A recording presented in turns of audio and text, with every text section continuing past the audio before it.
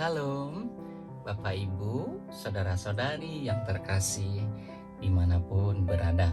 Damai sejahtera buat kita semua dari Tuhan kita, Yesus Kristus. Seperti biasa, setiap hari kita merayakan pestanya orang-orang kudus. Hari ini, hari Kamis tanggal 10 Maret tahun 2022, kita merayakan pestanya Santo Yohanes Biarawan. Saya akan menceritakan secara singkat perjalanan dan kisah Santo Yohanes Biarawan ini.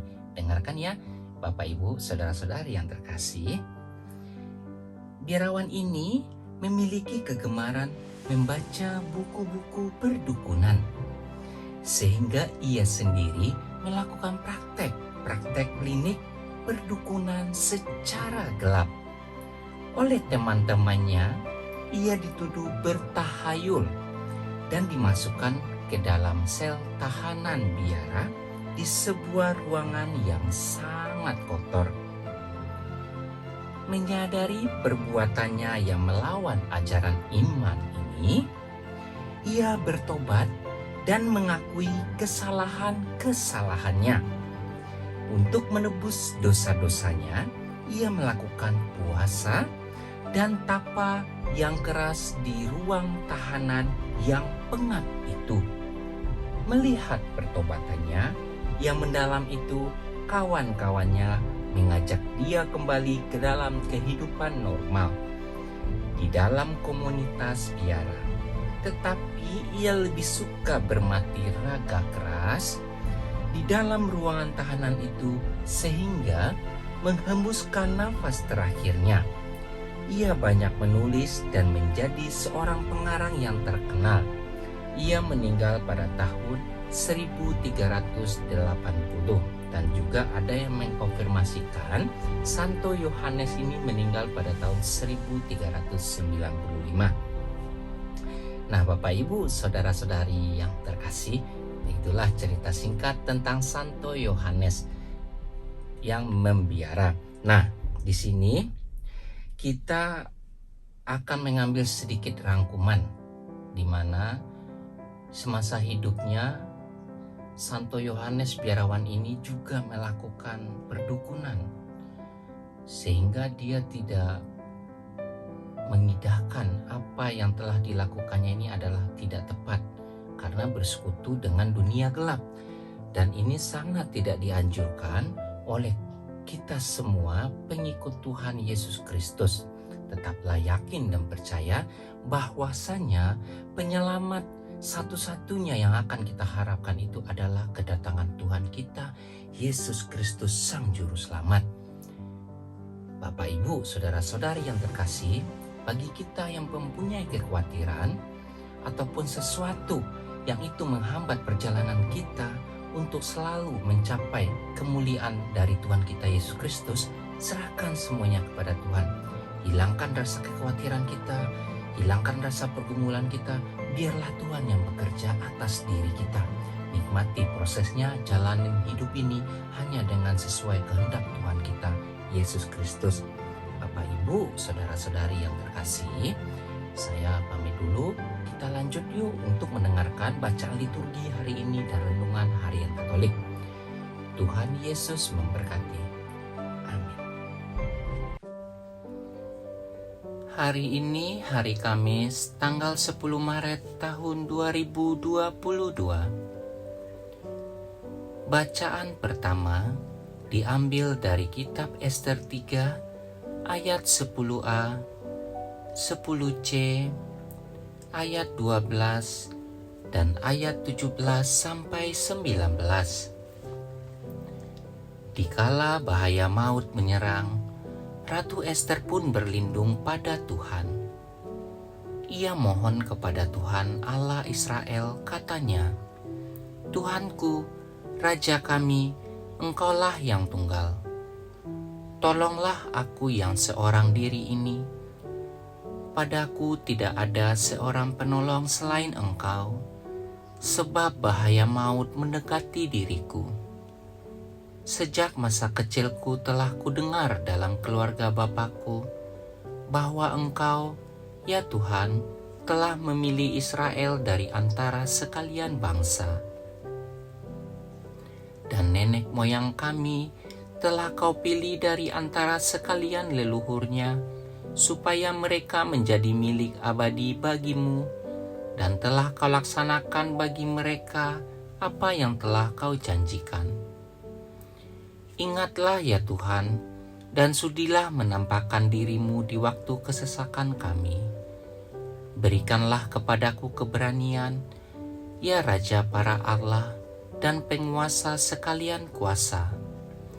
Taruhlah perkataan sedap di dalam mulutku terhadap singa itu, dan ubahkanlah hatinya sehingga menjadi benci kepada orang-orang yang memerangi kami, supaya orang itu serta semua yang sehaluan dengannya menemui ajalnya. Tetapi selamatkanlah kami ini dengan tangan-Mu, dan tolonglah aku yang seorang diri ini, yang tidak mempunyai seorang pun selain dari Engkau ya Tuhan. Demikianlah sabda Tuhan.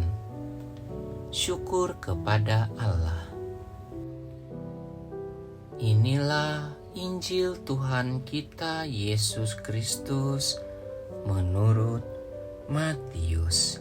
Dimuliakanlah Tuhan.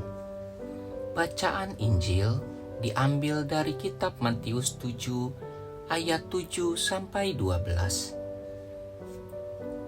Dalam khotbah di bukit, Yesus berkata kepada murid-muridnya, "Mintalah, maka kamu akan diberikan. Carilah, maka kamu akan mendapat. Ketoklah, maka pintu akan dibukakan bagimu.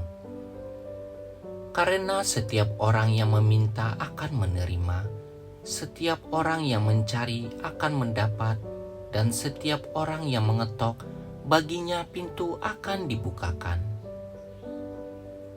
Adakah seorang daripadamu memberi batu kepada anaknya jika ia meminta roti, atau memberi ular jika ia meminta ikan? Jadi, jika kamu yang jahat tahu memberi yang baik kepada anak-anakmu, apalagi Bapamu yang di sorga, Ia akan memberikan yang baik kepada mereka yang meminta kepadanya. Segala sesuatu yang kamu kehendaki supaya orang perbuat kepadamu, perbuatlah demikian juga kepada mereka. Itulah isi seluruh hukum Taurat dan kitab para nabi. Demikianlah Injil Tuhan. Terpujilah Kristus." Renungan Harian Katolik hari ini, hari Kamis tanggal 10 Maret tahun 2022. Doa adalah nafas hidup orang beriman.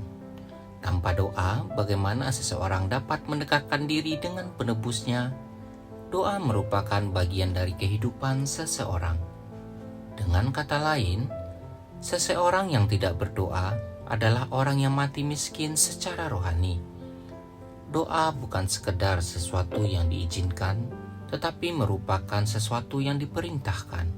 Karena itu, tidak berdoa merupakan suatu dosa. Perintah untuk berdoa terasa sangat sederhana. Dalam perikop di atas terdapat 3 kali kata kerja imperatif muncul di ayat 7, yaitu mintalah, carilah, ketuklah. Pengulangan ini berfungsi sebagai penekanan, dan ini merupakan hal yang penting dan harus diperhatikan. Kata kerja yang mendapat imbuhanlah pada kalimat membuat makna kalimat tersebut semakin tegas. Kita diperintahkan untuk terus-menerus meminta, mencari, dan mengetuk pintu hati Allah. Maka bila kita menyadari doa bukanlah sesuatu yang rutin dilakukan saja, tetapi merupakan kebutuhan manusia, atau doa merupakan karakter gaya hidup orang beriman.